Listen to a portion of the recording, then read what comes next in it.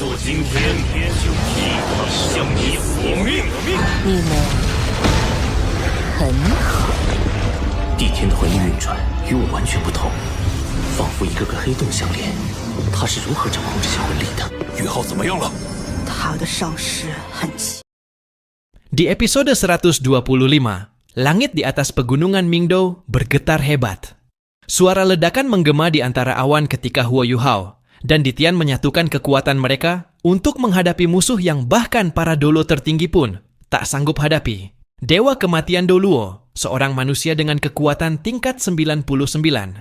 Huo Yuhao, meski tubuhnya remuk dan meridian, di seluruh tubuhnya telah hancur, tetap berdiri tegak di medan perang. Di sisi lain, Yi Xian Doluo, sang tabib dewa, yang selama ini menjadi penyembuh terkuat di Akademi Shrek, menembus batasnya sendiri. Dalam upaya menyelamatkan Huo Yuhao, ia berhasil naik ke tingkat 96, menjadi satu langkah lebih dekat menuju kekuatan puncak para Doluo. Namun di saat Huo Yuhao memimpin para Doluo bergelar dari Kekaisaran Star Luo untuk menghancurkan alat jiwa Dewa Kematian, nasib kembali mempermainkannya. Di tengah perjalanan, mereka justru dihadang oleh sosok yang bahkan lebih mengerikan, Ye Shishui, seorang Doluo tingkat 99 yang telah mencapai batas ekstrem manusia. Ketika Ye Shishui hendak mengakhiri hidup Huo Yuhao, dengan satu serangan, langit tiba-tiba gelap. Ditian, sang Raja Binatang, menurunkan kesadarannya dan menyatu dengan tubuh Huo Yuhao. Dalam sekejap, aura Huo Yuhao melonjak ke tingkat yang bahkan membuat Ye Shishui ketakutan. Ia segera menyadari, makhluk di hadapannya bukan lagi Huo Yuhao yang biasa. Gabungan kekuatan, Ditian dan Huo Yuhao membentuk entitas yang tak tertandingi. Dalam satu gerakan, cakar naga hitam yang mengandung kekuatan penghancur dunia menghantam udara, menebas ke arah Ye Shishui. Ye Shishui segera membangkitkan roh bela dirinya, Demon Scarlet Puppet, atau darah merah iblis boneka. Cahaya merah darah meledak dari tubuhnya, membentuk bayangan raksasa yang menyeramkan. Namun bahkan, kekuatan itu tak mampu sepenuhnya menahan badai yang datang dari Ditian. Benturan antara dua kekuatan tertinggi mengguncang seluruh puncak gunung. Batu-batu sebesar rumah beterbangan, dan udara di sekitarnya bergetar hebat. Bahkan para Doluo yang berada jauh di kejauhan pun panik dan segera melarikan diri. Karena hanya sisa kekuatan dari pertempuran, itu saja sudah cukup untuk menghancurkan jiwa mereka. Ye Shishui bukanlah lawan biasa. Roh bela dirinya yang mengerikan memiliki cara berkembang yang amat kejam. Ia tumbuh dengan menelan jiwa makhluk hidup. Selama berabad-abad, ia telah membantai tak terhitung jumlah manusia, dan roh binatang menjadikan jiwanya sehitam malam. Alat jiwa yang ia kendalikan, Menara Kematian, sejatinya hanyalah perpanjangan dan perwujudan dari roh bela dirinya yang telah dikorupsi. Setiap kali ia menyerang, ribuan jiwa yang dipenuhi kebencian ikut terbakar untuk memberi tenaga pada senjatanya. Melihat itu, amarah Ditian memuncak. Mengendalikan tubuh Huo Yuhao, ia mengeluarkan raungan dahsyat yang mengguncang dunia. Udara di belakangnya terbelah, dan dari celah itu muncul kepala naga hitam raksasa, naga kegelapan, simbol tertinggi kekuatan Ditian. Naga itu menghembuskan api naga hitam dengan percikan cahaya keemasan di dalamnya. Dimanapun api itu melintas, ruang sekitarnya bergetar lalu hancur berkeping-keping. Sinar merah darah milik Ye Shishui seketika tersapu, dan bentuk puncak gunung pun berubah akibat kekuatan destruktif itu. Ye Shishui menjerit, memaksa dirinya menyatu sepenuhnya dengan roh bela dirinya. Tubuhnya membesar, membentuk boneka setan merah yang mengerikan. Cincin roh di sekelilingnya menyala satu demi satu, memancarkan cahaya merah pekat. Ia melepaskan gelombang energi iblis, mencoba menahan derasnya serangan naga hitam itu. Namun tabrakan dua kekuatan itu menimbulkan ledakan yang tak terlukiskan. Gunung kokoh itu mulai runtuh dari puncaknya, dan bahkan Menara Kematian, inti kekuatan Ye Shishui, ikut berguncang hebat. Baru saat itu, Ye Shishui menyadari, kekuatan yang ia hadapi bukan sekadar kekuatan roh manusia, melainkan kekuatan sejati dari penguasa hutan Stardau, sang binatang dewa, Ditian. Wajahnya berubah pucat. Ia tidak pernah menyangka bahwa sang raja binatang yang legendaris itu akan turun tangan demi melindungi satu manusia. Ditian menatapnya dengan mata berkilat emas dan berkata dengan suara bergemuruh, "Selama aku masih ada, tak seorang pun boleh menyentuh orang yang kulindungi." Ye Shishui menggertakkan gigi, mengakui kekuatan Ditian berada jauh di atasnya. Namun ia dengan dingin menertawakan satu hal, bahwa Ditian bukanlah hadir dengan tubuh aslinya, melainkan hanya menyalurkan kekuatan lewat tubuh Huo Yuhao. Jika pertempuran ini terus berlanjut, tubuh manusia itu akan runtuh dari dalam. Ucapan itu benar. Kekuatan Ditian yang telah melampaui 80.000 tahun kultivasi terlalu besar bagi tubuh manusia fana. Namun Ditian hanya menanggapinya dengan tawa rendah dan menakutkan. Kalau begitu, mari kita lihat. Siapa yang lebih dulu hancur, tubuh manusia ini atau keyakinanmu yang rapuh? Dengan gerakan cepat, Ditian menembus ruang dan membuka celah hitam di udara. Dari sana, muncul bayangan naga kedua, meningkatkan tekanan di medan tempur. Serangan berikutnya membuat Ye Shishui terhempas jauh. Darah mengalir dari bibirnya. Ia terkejut, menyangka Ditian benar-benar telah memindahkan tubuh aslinya menembus ruang. Menyadari dirinya tak lagi memiliki peluang menang, Ye Shishui berubah menjadi cahaya merah dan melarikan diri ke dalam menara kematian. Dalam sekejap, menara itu meledak dalam cahaya merah menyala. Ribuan jiwa terperangkap di dalamnya menjerit pilu, membentuk pilar energi merah darah yang menembus langit. Pilar itu bertumbukan langsung dengan api naga hitam, memicu ledakan terakhir yang mengguncang seluruh pegunungan Mingdou. Puncak tertinggi gunung itu terpangkas hampir 100 meter. Tanah bergetar dan angin panas menyapu seluruh lembah. Di tengah kabut dan abu yang melayang, sosok Huo Yuhao terbaring tak sadarkan diri. Sementara Ditian telah lenyap, meninggalkan hanya sisa auranya yang megah. Cahaya merah darah melesat cepat ke arah Kekaisaran Sun Moon, meninggalkan jejak samar di langit senja. Pada saat yang sama, di kejauhan, formasi alat jiwa milik Kekaisaran Sun Moon, yang selama ini menjadi garis pertahanan utama, mereka akhirnya dihancurkan oleh para Doluo bergelar dari Kekaisaran Star Luo. Sinyal kemenangan dikirim, tanda bahwa pasukan utama Star Luo akan segera tiba. Pertempuran pun berakhir. Di udara yang bergetar oleh sisa energi pertempuran, Huo Yuhao melayang diam, menatap arah kepergian musuh tanpa sedikit pun berniat mengejar. Angin berhembus pelan, membawa bau darah dan debu yang belum sempat hilang. Dari retakan ruang di sampingnya, sosok agung Ditian, sang penguasa hutan Stardou, perlahan muncul. Matanya berkilat seperti cahaya bintang yang memandang dunia dari atas langit. "Huo Yuhao," ujarnya dengan suara dalam dan berwibawa. "Tadi aku hanya menciptakan ilusi bahwa tubuh asliku telah turun." Itu yang membuat Ye Shishui gentar dan mundur. Tatapannya berubah serius.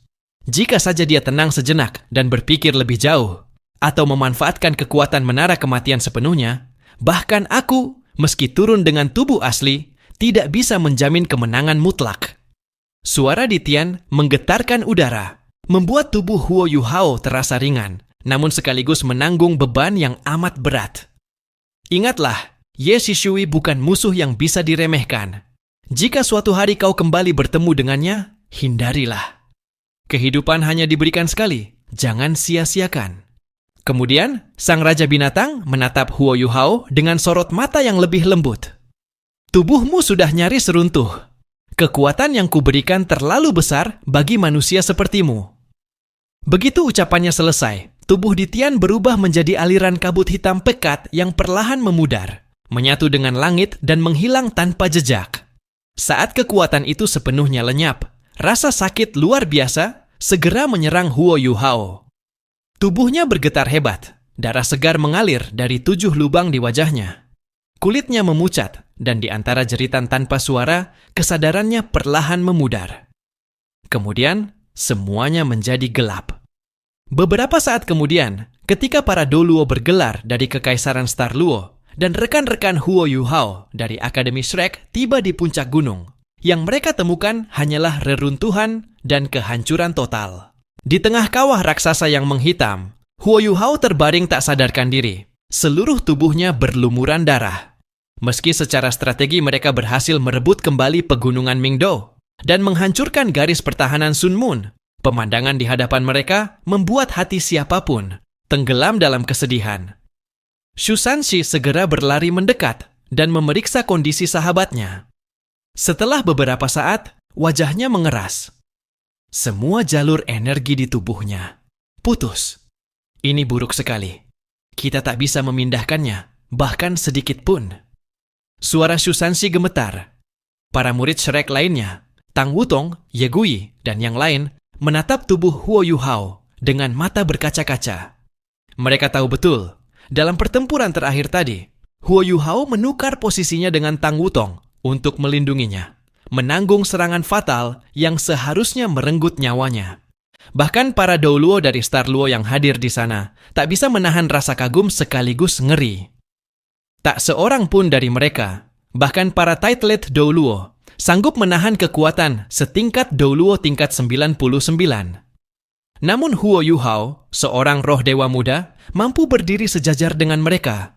Meski tubuhnya sudah hancur, di dalam dirinya masih ada denyut kehidupan samar, seberkas cahaya yang menolak padam. Ini mustahil, gumam salah satu Douluo. Bagaimana mungkin seseorang bertahan dengan luka seperti ini?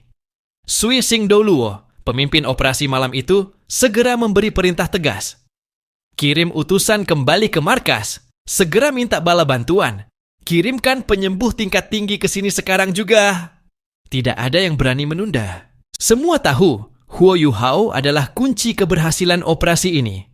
Ia bukan hanya pahlawan kekaisaran, tapi juga satu-satunya manusia yang pernah menyatu dengan sang raja binatang. Di antara semua orang yang hadir, Tang Wutong tetap berdiri diam di sisi kawah. Matanya kosong, air matanya jatuh tanpa henti. Dalam pikirannya terus terulang momen terakhir sebelum Huo Yuhao jatuh, saat dia menatapnya dengan senyum tenang, lalu berbalik menukar posisi mereka untuk menanggung serangan maut itu sendirian. Nama itu, Huo Yuhao, telah tertanam dalam hatinya lebih dalam daripada yang bisa ia ungkapkan. Beberapa jam kemudian, kabar tentang kondisi Huo Yuhao sampai ke markas besar. Tanpa ragu, Adipati Macan Putih, Panglima tertinggi Star Luo, memutuskan untuk turun langsung ke lokasi. Ia menolak semua peringatan tentang bahaya dan membawa tim penyembuh terbaik dari seluruh kekaisaran untuk menyelamatkan pemuda itu. Di antara mereka, ada seorang wanita berambut perak panjang. Wajahnya lembut, namun memancarkan aura luar biasa. Dialah Yi Xian Douluo Wang Qiu'er yang dijuluki Dewa Penyembuh, seorang super Douluo tingkat 96 dengan roh bela diri, malaikat penyembuh. Kehadirannya membawa secercah harapan bagi semua orang. Saat ia menatap tubuh Huo Yuhao yang rusak parah, matanya sedikit bergetar. Setelah memeriksa dengan teliti, ia berbisik pelan. Aneh. Semua jalur energinya terputus, tapi organ dalamnya masih utuh. Darahnya tak membeku, malah berdenyut pelan, seolah tubuhnya berusaha memperbaiki diri sendiri. Ia terdiam beberapa saat, lalu menatap Adipati Macan Putih. Aku belum pernah melihat kondisi seperti ini. Tubuhnya masih hidup, tapi tidak sepenuhnya miliknya sendiri. Ada sesuatu yang menjaga jiwanya tetap terikat. Setelah berpikir sejenak, Yi Xian Douluo menarik napas panjang dan berkata tegas, "Aku akan mencoba sesuatu yang belum pernah kulakukan sebelumnya." Dan dengan kata-kata itu, kisah keajaiban baru Huo Yuhao pun dimulai.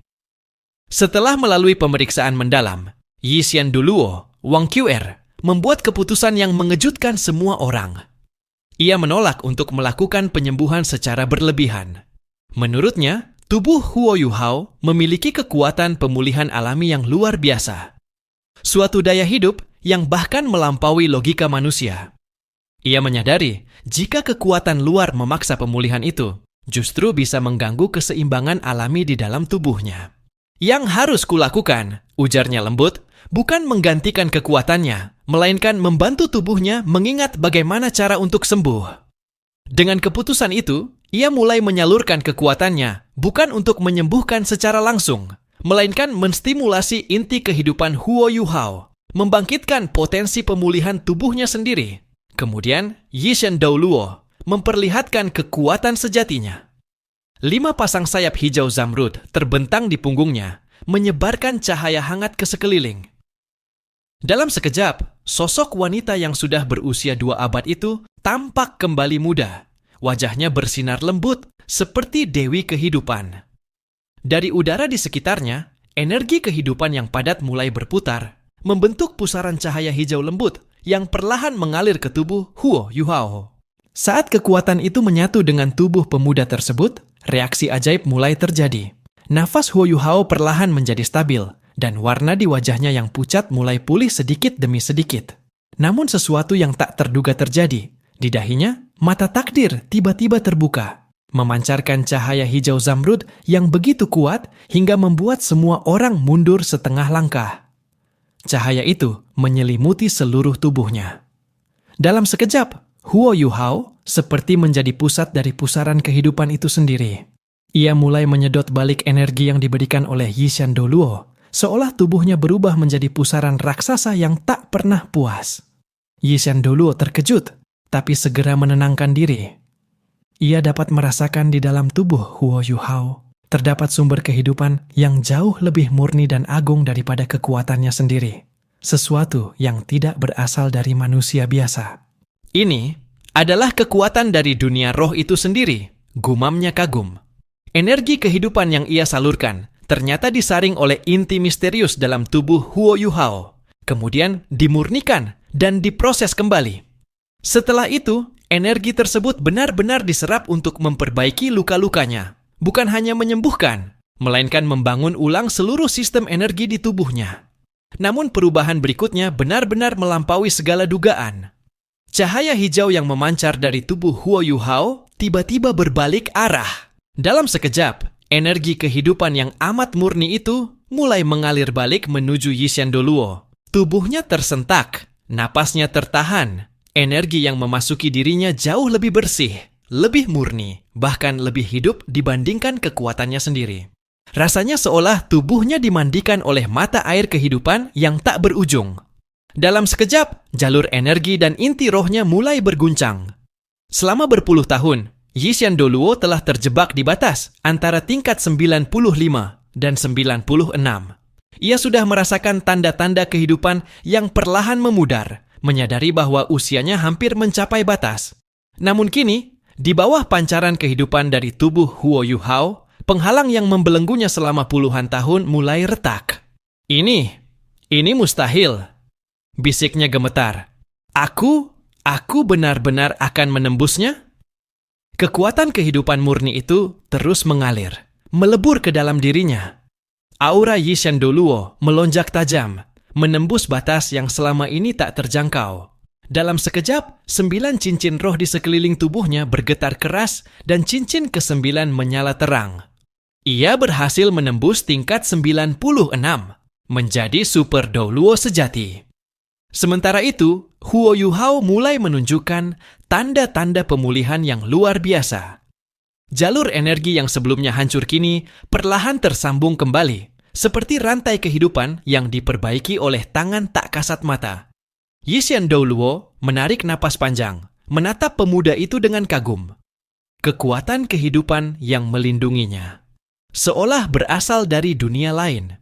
Dengan kondisinya sekarang, dalam waktu 10 hari, ia akan pulih sepenuhnya, bahkan mungkin lebih kuat dari sebelumnya.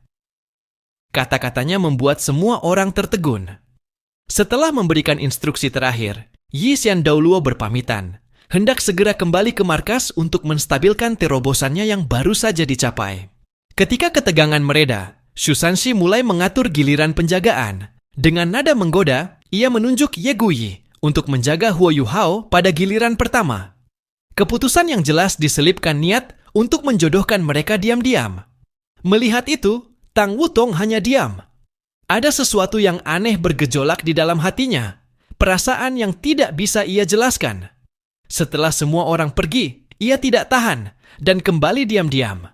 Dari balik tirai tenda, ia melihat Ye Guyi duduk di sisi ranjang Huo Yuhao. Gadis itu menatap pemuda yang tak sadarkan diri dengan mata lembut, lalu dengan hati-hati menghapus noda darah di wajahnya. Dalam suara bergetar, ia berbisik, "Aku tahu hatimu hanya untuk dia. Tapi meski begitu, aku tetap tak bisa berhenti peduli padamu." Setiap kata yang keluar dari bibir Ye Gui menusuk hati Tang Wutong. Ia tak tahu kenapa, tapi dadanya terasa sesak. Ada emosi asing yang bergolak, cemburu. Ia berusaha menepisnya, tapi semakin ia menolak, semakin jelas perasaan itu muncul. Keesokan paginya, Yi Xian Dou Luo kembali datang setelah menembus batas kultivasinya. Wajahnya berseri, auranya berbeda, tenang, berwibawa, dan penuh vitalitas. Ia memeriksa Huo Yuhao dan tersenyum puas. Keadaannya membaik jauh lebih cepat dari dugaanku. Namun ketika matanya menatap Ye Gui dan Nan Qiu yang juga hadir, ia tersenyum penuh arti. Kalian berdua sepertinya memendam sesuatu terhadap anak ini. Ucapan itu membuat kedua gadis itu memerah. Setelah Yi Xian Dou Luo pergi, suasana dalam tenda menjadi hening. Beberapa saat kemudian, Ye Gui menatap Nan Qiu dan berbisik, "Aku tahu, dalam hatinya hanya ada Tang Wutong. Tapi aku tidak bisa membencinya. Aku hanya berharap dia bisa hidup dan bahagia." Nan Qiu mengangguk pelan. Ia tahu, baik dirinya maupun Ye Gui tak akan pernah mendapatkan tempat di hati Huo Yuhao. Namun dari balik tirai tenda, Tang Wutong mendengar semuanya. Air mata